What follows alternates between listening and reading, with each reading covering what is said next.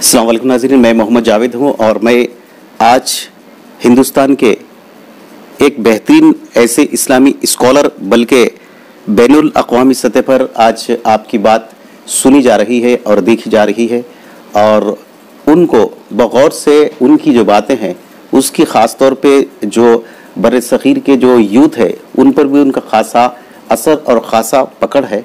और क्योंकि वो बड़ी दलाइल के साथ और दलील के साथ अपनी बात को मजबूती के साथ रखते हैं, तो आज हम जो मोहताज तारुफ नहीं है, हम इस्लामिक स्कॉलर इलियास शरफुद्दीन साहब से उनके क़यामगाह पर मौजूद है इस बाबत के कि हम आज हिंदुस्तान के जो अंदरूनी जो हालात है उस पर हम आज बात करते हैं। आइए हम बात करते हैं इलियास शरफुद्दीन साहब से। इलियास शरफुद्दीन साहब, सबसे पहले अस्सलाम वालेकुम रहमतुल्लाह, ASG न्यूज़ में आपका खैर मक़दम। वालेकुम सलाम व रहमतुल्लाहि व बरकातुहू। अल्लाह ताला ASG न्यूज़ को, आपको और तमाम नाज़रीन जो देखते हैं उन सब को बरकत आफ़ियत दे, अल्लाह ताला सेहत से रखे रब्बिल आलमीन। इलियास साहब, सबसे पहले ये बताइए कि गुज़िश्ता चंद दिन पहले आसाम के एक शहर बोंगई में जो गाँव है, उस गांव के अंदर एक मदरसे को इन्हिदाम कर दिया गया, तो इससे आप कैसी नज़र देखते हैं? मेरा सवाल दूसरा ये है कि जब तहरीक यौम आज़ादी के लिए तहरीक चलाई गई थी, इन्हीं मदरसों से असातिज़ा उलमा ने अपनी जानों की भी कुर्बानी दी और जो तहरीक में जान पैदा करी, आज वही मदरसे अग़यार की नज़र में खटक रहे हैं क्या? मैं ये कहना चाहता हूँ कि ये इल्ज़ाम मदरसे पे लगाया गया कि यहाँ पर अल-कायदा के एक फर्द नौकरी कर रहे थे और इसकी बुनियाद पर मदरसे को तोड़ दिया गया। तो मैं ये कहना चाहता हूँ कि कई बार RSS के अंदर ISI के लोग पकड़े गए, क्यों ना RSS के ऑफिसेस को तोड़ दिया जाए। सनातन संस्था की ऑफिसेस से बॉम्ब निकले जो RSS का एक विंग है। अभिनव भारत के ऑफिसर्स से बॉम्ब निकले साधी प्रज्ञा वाले जो RSS के अंडर में चलाई जा रही थी। तो क्यों ना RSS के हेडक्वार्टर को तोड़ दिया जाए, क्योंकि वहां से भी आज हिंदुत्व आतंकवादी निकले हैं। केरला में मंदिरों के अंदर से बॉम्ब निकले, आश्रम के अंदर से बॉम्ब निकले, क्यों ना आश्रमों और मंदिरों पर बुलडोजर चला दिया जाए।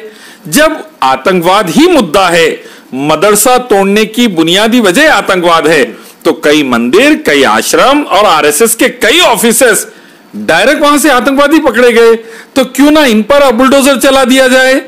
मसला यह है, अंग्रेज जो है वो मदरसों से नफरत करते थे क्योंकि वहां ला इलाहा इल्लल्लाह मुहम्मद रसूलुल्लाह की तालीम दी जाती थी। सबका मालिक रब अल्लाह एक है, मोहम्मद सल्लल्लाहु अलैहि वसल्लम आखिरी पैगंबर है, रहमतुल लिल आलमीन है और अल्लाह की इबादत और नबी की इताअत के जरिए कामयाबी है, ये तालीम दी जाती थी। और अंग्रेजों के खिलाफ कुरान हदीस की तालीम लेकर मदरसों से नौजवान उठे थे, उलमा उठे थे, तो नतीजे में अंग्रेज मदरसों से नफरत करते थे। आज अंग्रेजों की औलादें, संघ के लोग, RSS, BJP, VHP, Bajrang Dal के लोग मदरसों से नफरत करते हैं, क्योंकि सावरकर अंग्रेजों की आइडियोलॉजी वाले थे, अंग्रेजों के बहुत करीब के आदमी थे, अंग्रेजों की गुलामी में वक्त निकाला, तो उनके मानने वाले भी मदरसों से नफरत करते हैं अंग्रेजों की तरह। एक अहम बात मैं बता दूं आपको, 1 रुपया गवर्नमेंट से बगैर लिए, 1 रुपये का फंड बगैर लिए मदरसों में फ्री तालीम, अल्हम्दुलिल्लाह, अल्लाह के फजल से, मुसलमानों के पैसे से। मदरसों में फ्री खाना, अल्हम्दुलिल्लाह, अल्लाह के फजल से, मुसलमानों के पैसे से। फ्री रहना, free building, free sports, free computer education, English, math, science की एजुकेशन और अल्हम्दुलिल्लाह फ्री कुरान हदीस की और दीनी तालीम। साथ में मदरसे का स्टूडेंट अच्छा शहरी बनकर सऊदी अरब, कतर, बहरीन, कुवैत जाके ये पूरे स्टूडेंट्स अरबों रियाल भेज रहे, तो भारत की इकोनॉमी चल रही। तो गवर्नमेंट ऑफ इंडिया भी तारीफ करके मदरसों को भारत रत्न देना, लेकिन ये नहीं करके उन पर बुलडोजर चला रहे, तो इसका मतलब है अल्लाह उसके रसूल की दुश्मनी शैतान इतनी भर दिया दिमागों में संग के कि मजबूरन वो बुलडोजर चला रहे। जुल्म से ज्यादा दिन हुकूमत नहीं चलती। बड़ी बड़ी कौमों को अल्लाह ने मट्टी चटा दिया, Roman empire, Persian empire, Russian empire, फिरौन की कौम, अबू जहल की कौम तबाह कर दी गई, सिर्फ मासूमों पर जुल्म करे। तो अगर जुल्म करेंगे तो अल्लाह के नबी की एक बहुत ही जबरदस्त हदीस है, आपने फरमाया मजलूम और अल्लाह के बीच में कोई पर्दा नहीं रहता। मजलूम बद्दुआ करेंगे तो अल्लाह कबूल कर लेंगे। अल्लाह ताला जालिमों से मोहब्बत नहीं करते, नफरत करते हैं।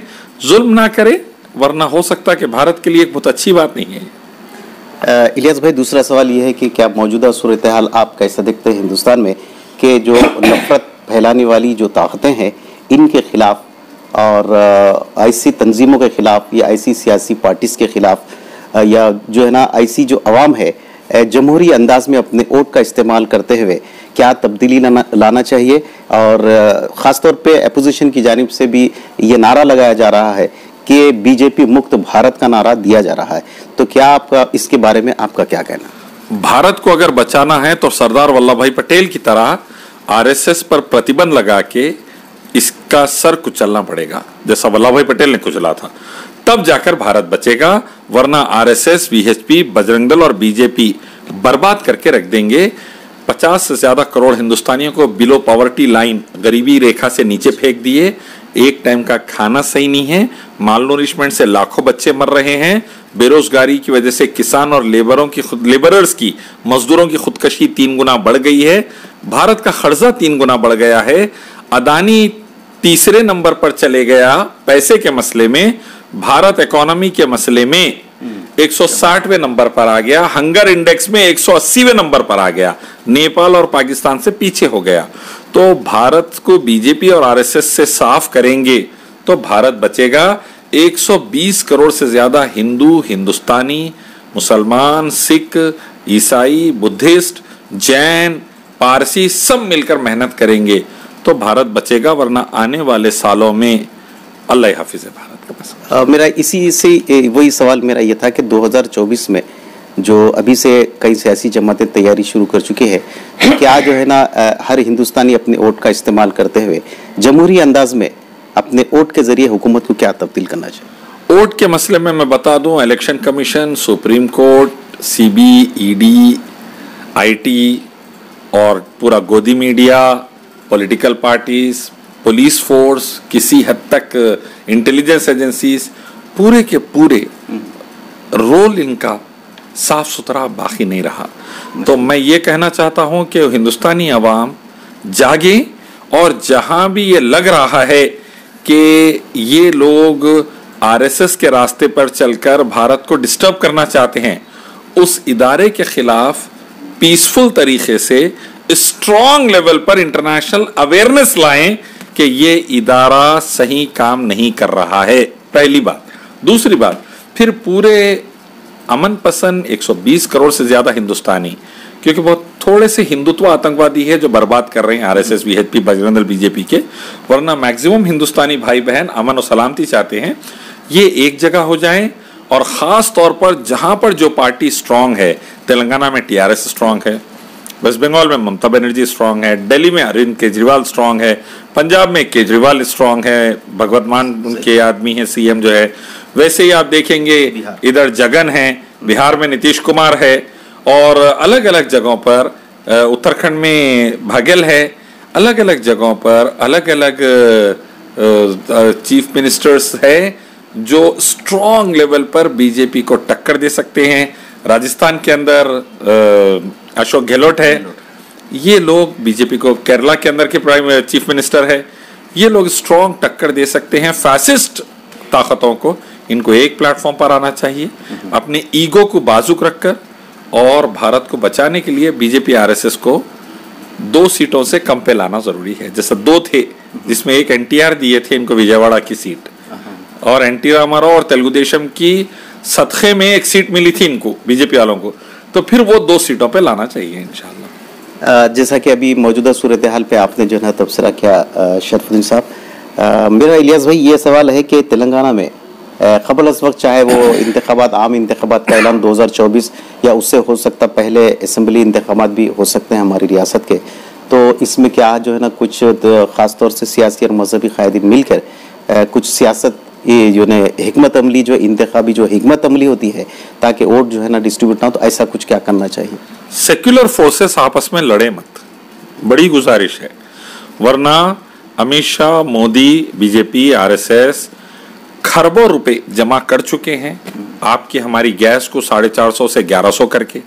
60 रुपए का पेट्रोल 120 रुपए करके खरबों रुपए जमा कर लिए हैं। MLA खरीद रहे, MP खरीद रहे, हुकूमतें गिरा रहे, महाराष्ट्र की गिरा दिए, इससे पहले मध्य प्रदेश की गिरा दिए, गोवा की हुकूमत गिरा दिए, अलग अलग जगह की, अब झारखंड की हुकूमत गिराने के चक्कर में है। तो ये वो लोग हैं जो खरबों रुपए खर्चा कर रहे हैं MLA खरीदने वगैरह पे। तो हमको चाहिए कि सेक्युलर ताकतें बटे ना, आपस में अच्छे से मिल बैठे, समझदारी का मुजाहरा करें, अच्छे से पेन पेपर लेके किसका कितना स्टैंडर्ड है उस हिसाब से सीटों का अच्छे से डिवीजन कर कर पूरी कुव्वत लगाकर फासिस्ट ताकत जो है RSS, BJP, Bajrang Dal, VHP की, इसको हटाएं, जेल पहुंचाएं, तो भारत बचेगा भाई, नहीं तो अल्लाह हाफिज है। दूसरा मैं ये कहना चाहता हूं कि तेलंगाना में TRS का परफॉर्मेंस बड़ा अच्छा रहा। चंद गलतियां हुई हैं, बाज मसाजिद तोड़ दिए गए, ये गलती थी, चंद गलतियां, वो गलतियों को सुधार लें और अच्छे तरीके से जो KCR काम कर रहे हैं, KTR काम कर रहे हैं, असद भाई के साथ मिलकर, हमारे मेंबर ऑफ पार्लियामेंट के साथ, जो खैर है अल्लाह उसमें इजाफा करे, शर खत्म करे। मैं समझता हूं जो गलतियां हुए उसको सुधार लेना चाहिए। इलियास भाई, ये बताइए कि हैदराबाद की जो रियासत, जो बादशाहत की जो रियासत थी, वो बादशाह जो है वो जमहूरियत में उसका इंतज़ाम हुआ 17 सितंबर को।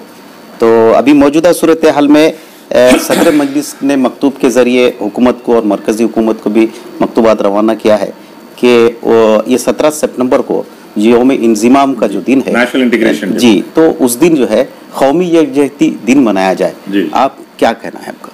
मैं ये कहना चाहता हूँ एक अच्छा इक़दाम है नेशनल इंटीग्रेशन, भारत को जोड़ने का, क्योंकि BJP, मोदी, अमित शाह, RSS भारत तोड़ने का काम कर रही है, आग लगाने का काम कर रहे, मसाजिद मदारिस पर अटैक का काम कर रहे, मुसलमान हिंदू को लड़ाने का काम कर रहे, गोदी मीडिया के साथ झूठे छूटे केसेस मुसलमान बच्चों पे डाल के, हम जैसे लोगों पे भी झूठे FIR दाखिल करके डिस्टर्ब करने का काम कर रहे। तो नेशनल इंटीग्रेशन डे जो KCR सेलिब्रेट कर रहे हैं 17 सितंबर को, मैं समझता हूं बहुत ही खुशाइंदा वेलकमिंग स्टेप है, इसको सपोर्ट करना चाहिए। भारत को जोड़ना, भारत की सिक्योरिटी, भारत की उन्नति, भारत की प्रॉस्पेरिटी, पीस के लिए सब मिलकर काम करना चाहिए। एक अच्छा स्टेप है। असद भाई ने जो रिकमेंड किया था नेशनल इंटीग्रेशन डे, मैं इसको सपोर्ट करता हूं और इसके लिए मैं दुआ देता हूं कि अल्लाह तेलंगाना में, भारत में अमन और सलामती, शांति, उन्नति और एकता नसीब करे, नफरतों को खत्म करे। एक बात कहना चाहूंगा बड़े दर्द के साथ, 1948 से पहले हैदराबाद के अंदर 2 इलेक्ट्रिक के लाइन थे, एक लाइन से अगर लाइट बंद हो गई तो दूसरी चलती थी। रेलवे के 2 लाइन थे, एयरलाइंस दक्कन एयरवेज दल चुका था, बेहतरीन ट्रांसपोर्ट सिस्टम था, दुनिया भर के गरीबों की मदद यहां से की जाती थी। सऊदी अरब से लेके इंडिया के कई जगह, अलग अलग जगहों पर जहां भी जरूरतमंद लोग हैं उनकी सपोर्ट की जाती थी। एजुकेशन के लिए बनारस हिंदू यूनिवर्सिटी से लेके कलकत्ता के हावड़ा ब्रिज से लेके कई यूनिवर्सिटीज और इंफ्रास्ट्रक्चर प्रोजेक्ट्स को निजाम ने फंड किया था। भारत का हैदराबाद को वर्ल्ड का रिचेस्ट स्टेट माना जाता था, सबसे अमीर। रोल्स रॉयस हमारे पास, ये भी माना जाता है कि होशियारी करा तो रोल्स रॉयस वाला झाड़ू दे के कचरा उठाने पे रख दिए थे। अल्हम्दुलिल्लाह, अल्लाह के करम से अल्हम्दुलिल्लाह एक से एक नेमतें थी यहाँ पर। जब जमहूरियत में आया तो इसका मुकाम ऊंचा हुआ या नीचा हुआ, ये एक स्टडी की जरूरत है, एनालाइज करिए। मैं उस पर जहन खोलना चाहूंगा। अब मैं कुछ बोला तो बोलेंगे इलियास शरफुद्दीन कुछ भी बोलते, आप स्टडी करिए। मेरी नाजरीन से गुजारिश है, Hyderabad before 1948 and post 1948, do the study and research. सब बड़ा बेहतरीन आपने बात कहा कि उसका आप उस तनाजुर में आप सोचिए, नाजरीन को भी गुजारिश की है। बहुत बेहतरीन सवाल। दूसरा ये है कि जैसा कि आपने सदर मजलिस का जो मकतूब था, जो उसकी जो है ना आपने तायद की, मेरा सवाल ये है कि 16 सितंबर के रोज़ सदर मजलिस की जानिब से, यानी मजलिस इत्तेहाद मुस्लिम की जानिब से ईदगाह से एक तिरंगा रैली तिगलकुंटे तक जो है ना लाई जा रही है नौजवानों के लिए, और शहर हैदराबाद के उन नौजवानों के लिए आप क्या कहना चाहेंगे इसमें शिरकत?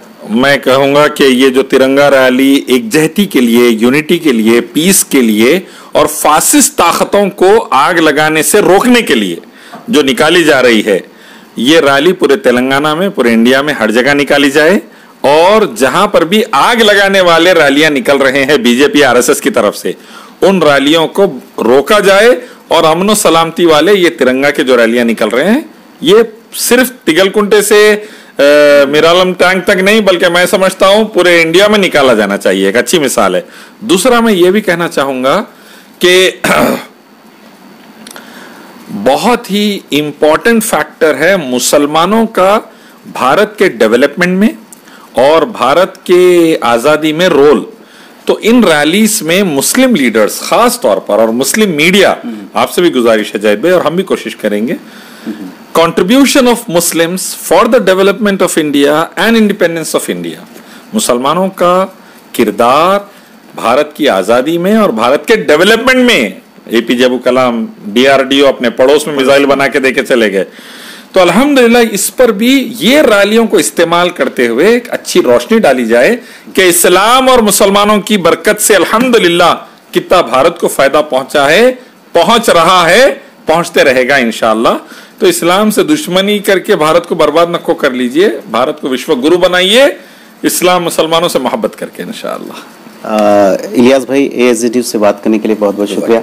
इंशाल्लाह नए मौजू के साथ फिर आपसे जो है मुलाकात होगी। The pleasure is all mine. अरसे के बाद आपसे मुलाकात हुई, बातचीत हुई, इंटरव्यू हुआ, खुशी हुई। अस्सलाम वालेकुम। इलियास भाई एक चीज सवाल से मेरा जहन में आया था, जैसा कि लोगों में एक बेचैनी थी, उसकी वजाहत आपने भी की थी, आप चाहे तो जवाब दीजिए या चाहे तो इसको 41A IPC की जो एक ताल्लुक से लोगों में के में जो है बड़ी वो थी कि भाई आपको भी दी गई, तो उस ताल्लुक से फिर दोबारा वजाहत के भाई दी गई या नहीं? 41 CRPC की नोटिस मेरे को हरदोई उत्तर प्रदेश से इशू हो चुकी है और वो नोटिस मेरे पास आ गई हैं। उम्मीद है उसका एक आध दिन में मैं जवाब देने वाला हूँ। और उसके बाद लोग ये कह रहे हैं कि लिहाज भाई हो सकता है आपको वहाँ पर इन्वेस्टिगेशन के लिए बुलाया जाए, हो सकता अल्लाह न खास्ता अरेस्ट किया जाए, हो सकता और केसेस दायर किए जाए। मैं एक बात वाज़ेह कर दिया कि जो मेरा मिशन है भारत और दुनिया में अमन और सलामती, शांति, उन्नति कुरान हदीस के ज़रिए और साथ में सिमिलैरिटीज़ वेदा, गीता, उपनिषद, बाइबल, गुरु ग्रंथ के ज़रिए मैं ये करता रहूँगा। सबका मालिक एक है, उसी की इबादत से स्वर्ग और मखलूक की पूजा से नर्क, मोहम्मद सल्लल्लाहु अलैहि वसल्लम की इताअत से स्वर्ग और दूसरे रास्ते से परेशानी। में ये बोलता था, बोलता हूँ, बोलता रहूँगा इंशाअल्लाह। बहरहाल बहुत बहुत शुक्रिया इलियास भाई। अल्लाह हाफ़िज़।